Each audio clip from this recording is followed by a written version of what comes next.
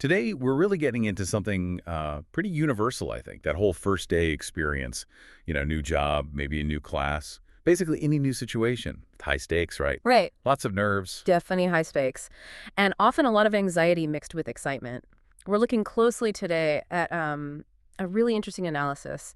It breaks down this dialogue between a new guy, Michael, and Anna, who's kind of showing him the ropes. Right. And it's not just the words they say. The source material really digs into why it works, the psychology behind it. Exactly. The communication strategies, how trust is built, how anxiety is managed. So our mission here is to pull out all the practical stuff, the actionable steps, the psychology, everything you need to navigate your first day successfully. We want to help you minimize that, inner panic and really maximize what you can learn when everything feels new. Think of it as your day one playbook. Yeah, because it's about more than just being polite. It's about understanding the subtle things trust, managing that feeling of being overwhelmed, using positive feedback.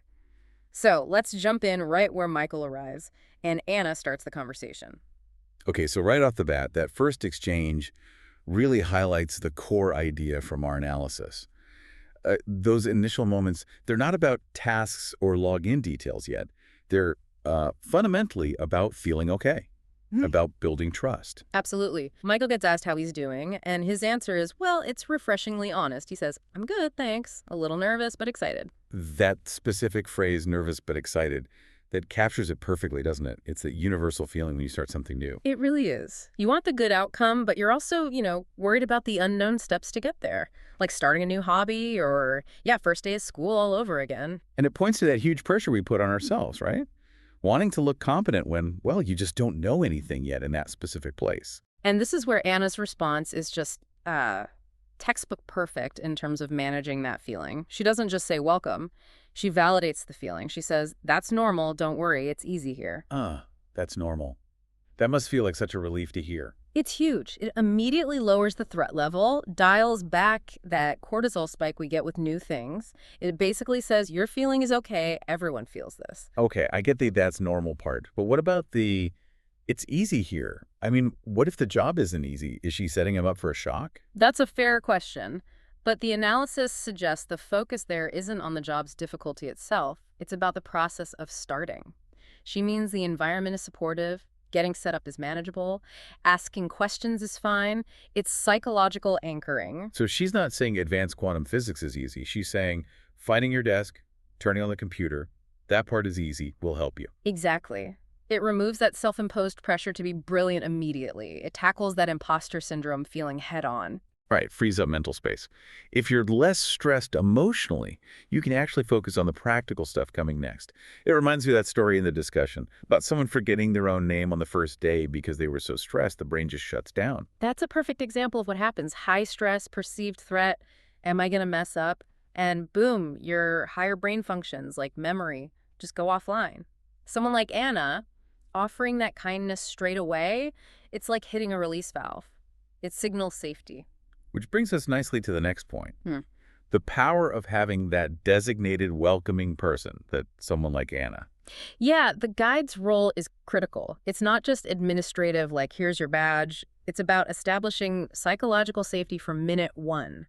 Anna being kind and assigned to him shows that the whole team is likely, open and supportive. He's not alone. It speeds up trust, basically, which you need if you're going to actually learn anything from people. Precisely. And you see Michael pick up on this later, right? When he says, everyone is very kind. Yeah, the analysis calls that the best compliment the team could get. Because it shows their culture is working. It's not just one person being nice, it's the environment. And Anna even says it. We try. We want you to feel good here. That explicit statement of intent, we want you to feel good, that must land really powerfully. It does. It seals the deal on trust.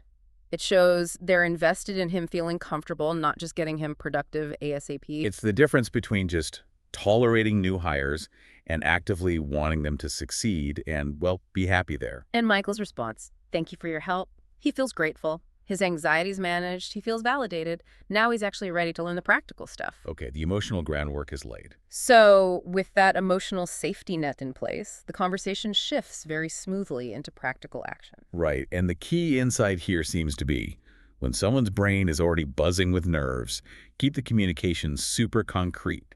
Guiding steps, simple checks, lots of positive feedback. Exactly. Michael's still a bit overwhelmed, so he asked that perfect, honest question. Where do I start? Such a common feeling. You walk in, there's a desk, a computer, people. What's step one? He's basically asking for the sequence because too many choices are paralyzing right then. And Anna's response is great because she doesn't just talk, she acts. First, let's go to your desk. I'll show you. That's brilliant. It's about doing, not just hearing, getting him moving, engaging procedural memory, the how-to memory, rather than just declarative memory, which is like facts from a manual. Like the source says, you don't teach someone to ride a bike by yelling instructions. You get them on the bike. Precisely. She grounds him in a physical space and in action. Get to the desk. Okay, they're at the desk. Then comes what seems like a tiny step, but the analysis highlights it. Anna asks, can you turn it on? Referring to the computer. It sounds almost silly, right? But it's strategically vital. The goal isn't really checking his tech skills. It's about giving him an immediate, achievable win, something he can do right now and succeed at. So it makes him feel capable instantly, even if it's just pressing a button. Yes. He tries, yes, I can, like this. And crucially, Anna gives immediate positive feedback. Yes, perfect. Perfect. I wonder about that word. Is turning on a computer really perfect? Does that kind of devalue praise later for something genuinely difficult? It's a really nuanced point about praise, but the analysis argues that on day one, for that kind of initial, simple task, perfect works. It's not grading difficulty, it's confirming correct execution. He did exactly what was asked. Okay, so it's about reinforcing. You tried something, you did it right, good job, keep going. Exactly. It triggers the brain's reward system, makes him more willing to try the next thing. It sets up a positive loop. Try, succeed, feel good. That's how you build momentum in learning, especially under stress. So that yes, perfect isn't just polite, it's actually a teaching tool. It builds that feeling of self-efficacy. Absolutely. Imagine if she'd said, no, not that button, or even just a flat, okay. It would kill that initial confidence boost. Makes sense. So the positive reinforcement fuels the willingness to keep engaging. Definitely. It shows his attempts are valued. Small successes matter hugely at this stage. Then the conversation turns to questions. Anna asks, do you have any questions? Standard enough. But Michael's answer is interesting. Yes, he says, not yet, but maybe later. And this is so common and often misunderstood. Why is that? Because he's not being difficult. His brain is just full. He's processing names, the office layout, feelings, the computer thing. He literally doesn't have the mental bandwidth to formulate good questions yet. He's running on fumes, cognitively speaking. Pretty much. He's still absorbing. That's why Anna's follow-up is so important. She doesn't just leave it there. She says, of course, just ask me or anyone. So she proactively gives permission for later questions. Yes. It creates that friendly atmosphere and explicitly says, it's okay that you don't have questions now. Ask later when something actually comes up. It removes future awkwardness. And it underlines their good intentions again. We want you to succeed. Ask anything. Right. And notice the language throughout this whole exchange. It's simple, short, clear phrases. Yeah, no problem. That's normal. Yes. Perfect. The focus is clarity and emotional impact, not showing off vocabulary. That lowers the pressure even more. Short sentences are easier to process when you're stressed. It's all about efficiency, really. Psychological and communicative efficiency. Okay, so moving from analyzing that specific dialogue, the source material helpfully pulls out 6 key actionable strategies. These are things anyone can use on their first day, drawn from what Michael and Anna did right. Right. This is where we get really practical for you, the listener, from the theory to the what you should actually do. These are the essential tools for making a good impression while keeping your own stress levels manageable. Let's go through them. First one seems basic but crucial. Punctuality, be on time, or even a bit early. Yeah, it's nonverbal communication 101, isn't it?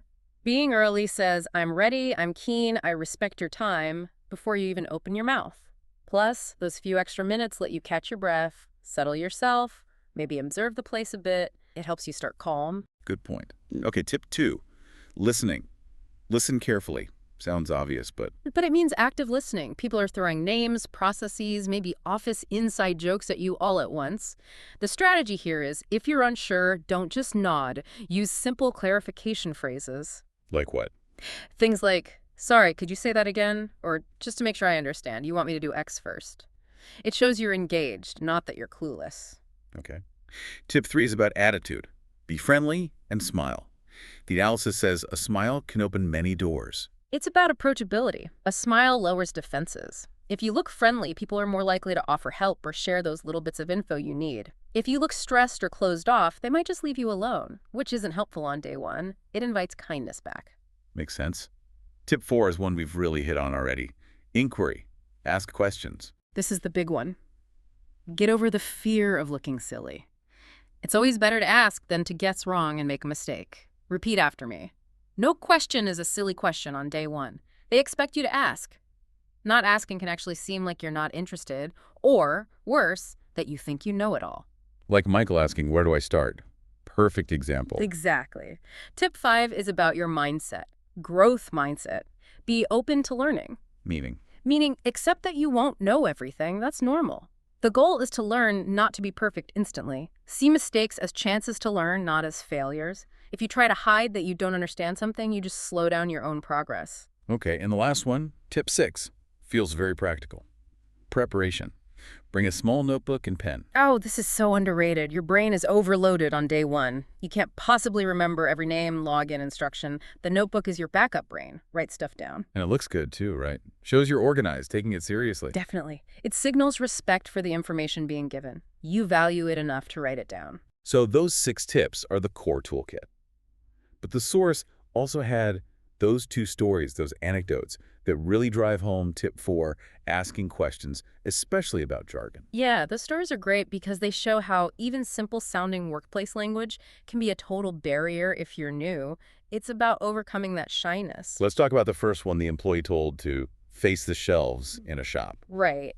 And he had absolutely no idea what that meant. You can imagine the internal panic, right? It sounds simple, but it's meaningless if you haven't heard it before. That fear of looking stupid for not knowing something basic must have been huge. But he did it. He pushed past the shyness and asked, "Excuse me, what does face the shelves mean?" And the boss. Smiled.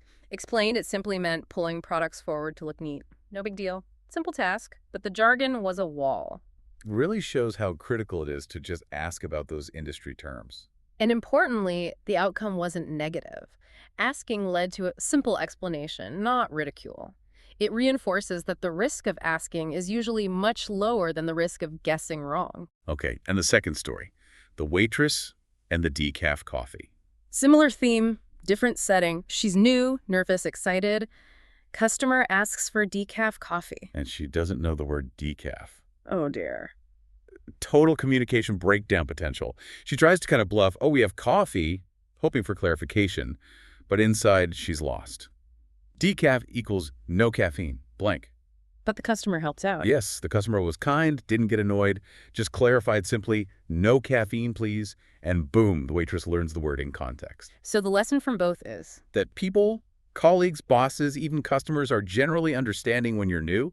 Mistakes or needing clarification, it's expected. It's part of learning. The real skill is pushing through that shyness to ask for the clarification you need. That's what speeds up your integration and learning. it all comes back to keeping communication clear, asking when you don't know, and focusing on understanding, not on using fancy words. #tag outro. So we've really unpacked that initial interaction, looked at how Michael's feelings were validated, how Anna used practical steps and feedback, and then those 6 core strategies. Yeah, and the big takeaway for you listening is probably this. Day 1 isn't about being perfect or impressing everyone with complex sentences. It's really about clear communication and just soaking up information. It is absolutely okay to be nervous. It's okay to use simple words. It's okay not to know things. The goal is connection, showing you're trying, listening, and asking.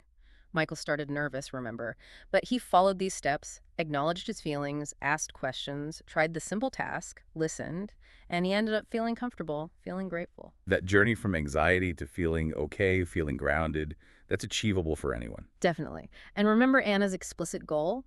We want you to feel good here. The team was actively trying to create that supportive space for him. Which leads to that final thought you wanted to leave people with. Right. It's a bit of a flip. If the team's goal is often to make you, the new person, feel welcome and good, think about this. What's one small, kind thing you could do on your first day to make someone else, maybe a colleague you meet, maybe even your guide, feel valued? So turn the energy outwards a little bit. Exactly. Instead of being purely in absorption mode, how can you contribute just a tiny bit to that positive vibe? Could be anything, really.